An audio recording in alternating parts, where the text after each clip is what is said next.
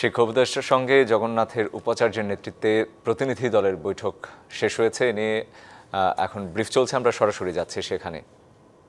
এ পর্যায়ে কর্মসূচি ঘোষণা করবেন জগন্নাথ বিশ্ববিদ্যালয় শিক্ষক সমিতির সাধারণ সম্পাদক রইজউদ্দিন স্যার।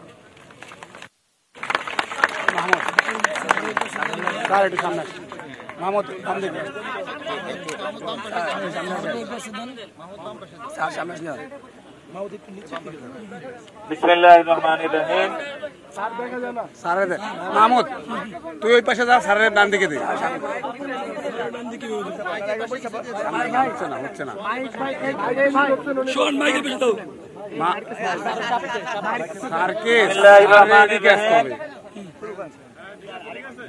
সুপ্রিয় জবিয়ান বৃন্দ, বিভিন্ন ইলেকট্রনিক্স এবং প্রিন্ট মিডিয়ার সাংবাদিক ভাইরা, সারাদিনই কথা বলেছি।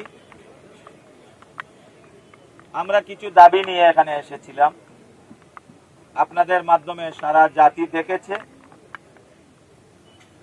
নগদ পেমেন্টে 500 টাকা পর্যন্ত ক্যাশব্যাক আর লেনদেনে প্রতিদিন ডিপ ফ্রিজ এবং ঘন্টায় ঘন্টায় এসি টিভি সহ দারুণ সব গিফট।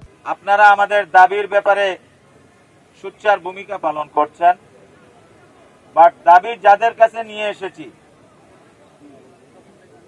আজকে 2 দিন অতিবাহিত হতে যাচ্ছে, তাদের কর্ণকুহরে আমাদের আওয়াজ পৌঁছায়নি।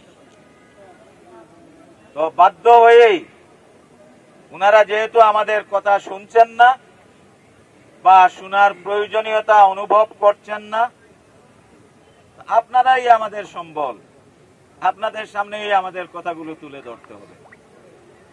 আমরা পুরা জগন্নাথ বিশ্ববিদ্যালয় পরিবার আমরা ঐক্যমতে পৌঁছেছি, হয় দাবি আদায় হবে, নতুবা আমরা এখান থেকে আমাদের স্থান ত্যাগ করব না, আমাদের মৃত্যু হবে।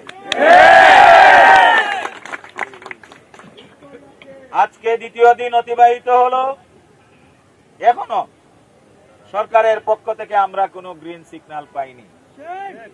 আমরা দাবি আদায় করতে এসেছি, যখনই আমাদের আশানুরূপ গ্রিন সিগন্যাল আমরা পাবো, আমাদের দাবি মেনে নেওয়া হবে সরকারের পক্ষ থেকে, তাৎক্ষণিকভাবে আমরা আমাদের এই কর্মসূচি সমাপ্ত করব। কিন্তু সেই দাবির ব্যাপারে যদি সুস্পষ্ট বক্তব্য না আসে, ততক্ষণ পর্যন্ত আমাদের কর্মসূচি অব্যাহত থাকবে। চলমান যে অবস্থান কর্মসূচি, সেটি আজকে রাত্রেও চলবে। এখানে জগন্নাথ পরিবারের